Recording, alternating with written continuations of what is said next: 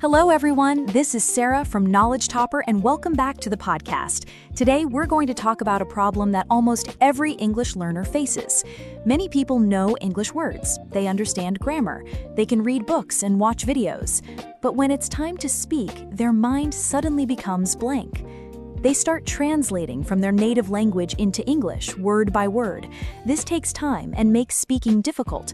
So the big question is, how can you train your brain to think in English instead of translating everything? To help us answer this important question, Faisal is here with us today. Welcome back, Faisal. Thank you, Sarah. I'm excited about today's topic because learning to think in English can completely change your speaking ability. Many learners believe they have a vocabulary problem or a grammar problem, but often the real problem is that their brain is still working in their native language. They think in their own language first, then they translate into English. This process slows everything down and makes speaking stressful. That's exactly what many learners experience. So why is thinking in English so important? Because speaking is not about translation. Speaking is about communication. Native speakers don't translate. They think directly in English. Imagine if every time you wanted to say, "I'm hungry," you had to first think about the sentence in your native language and then translate it. It would take time and create hesitation. The goal is to connect ideas directly with English words. When that happens, speaking becomes faster and more natural. So how can someone begin training their brain to think in English instead of translating everything? The first step is to stop translating every single word. Many learners believe they must understand every word perfectly, but that's not necessary. Start with simple thoughts. For example, when you wake up in the morning, say to yourself, "I need to get up. I'm tired. I need a shower. I'm hungry. What should I eat?" These are simple thoughts, but they train your brain to create English automatically. So we can practice English even when we are alone. Absolutely. In fact, some of the best practice happens when you're alone. You don't need a speaking partner all the time. You can describe what you're doing. For example, "I'm making coffee. I'm opening the door. I'm checking my phone. I'm getting ready for work." These small habits train your mind to think directly in English. Many learners say they don't know enough vocabulary. What should they do? Don't try to learn thousands of words at once. Start with words you use every day. Learn vocabulary related to your daily life.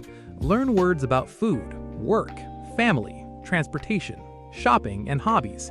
If you use a word frequently, your brain remembers it faster. Language is repetition. The more often you use words, the more natural they become. That's interesting. What about listening? Does listening help us think in English? Absolutely. Listening is one of the most powerful tools. Your brain learns patterns through repetition.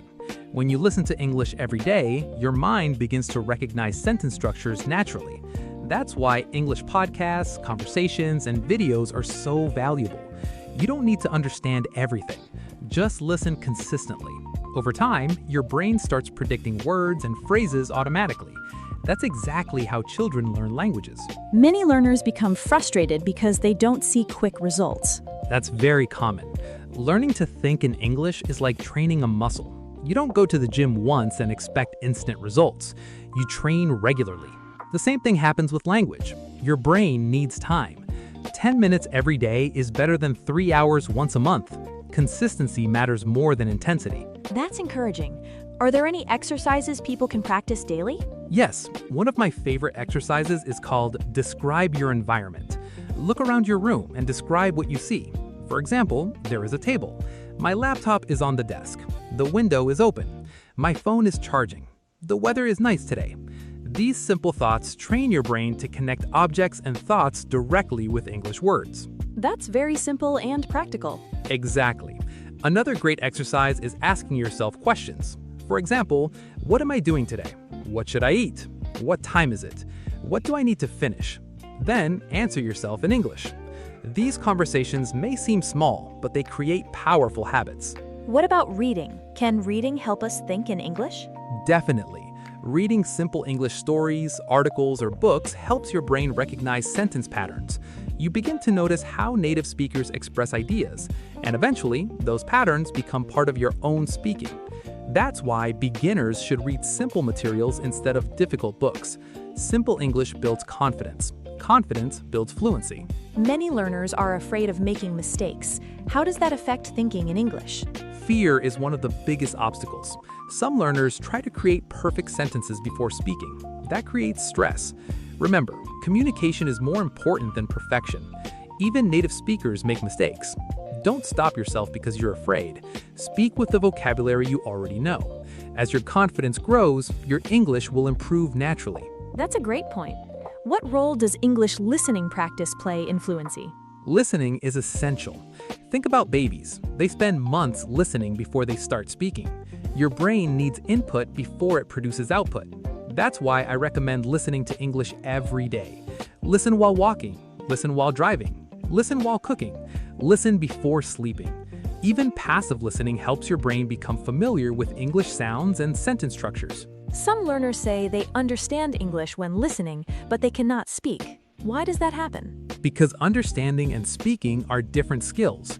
Listening creates knowledge. Speaking creates ability. You must train both. Many learners consume English all day but never speak. It's like watching football every day without ever playing football. To become a better speaker, you must actually speak, even if it's just talking to yourself. That's a great comparison. Thank you. Another powerful exercise is shadowing. Listen to a sentence and immediately repeat it. For example, if you hear, "I usually wake up at 6 a.m., pause and repeat it. Try to copy the pronunciation and rhythm. This improves your speaking and trains your brain to process English faster. That sounds like something everyone can practice. Absolutely. And remember, you don't need perfect pronunciation. The goal is communication. Clarity matters more than sounding like a native speaker. Focus on being understood, not on sounding perfect. What about thinking during daily activities? That's one of the best habits. When you're cooking, think in English. When you're shopping, think in English. When you're driving, think in English. For example, I need to buy milk. I forgot my keys. The traffic is heavy. I need to answer this email. These simple thoughts strengthen your English brain. Over time, they become automatic. So fluency is really built through daily habits. Exactly. Fluency is not magic. It's repetition. It's consistency. It's patience. Small habits practiced every day create big results over time. You don't become fluent overnight, but if you spend 30 minutes every day listening, thinking, and speaking in English, your progress will surprise you. Before we finish, what advice would you give to English learners who feel stuck? I want them to remember 3 things. First, stop translating everything. Second, think in simple English every day. Third, don't fear mistakes. Mistakes are proof that you're learning. And remember, fluency is not about speaking fast. It's about expressing your thoughts clearly and confidently. Train your brain little by little. Trust the process and keep showing up every day. That's wonderful advice. Thank you, Sarah. And I want everyone listening to remember this. You learned your first language by listening, repeating, and practicing every day. You can learn English the same way. Be patient with yourself. Stay consistent. And one day, you'll realize that you're no longer translating. You're thinking in English. Thank you so much, Faisal. This has been incredibly inspiring and practical. Thank you, Sarah. It was great being here. And thank you, everyone, for listening. We hope this episode helps you train your brain to speak English more naturally and confidently. Keep listening, keep practicing, and most importantly, keep thinking in English. We'll see you in the next episode. Happy learning!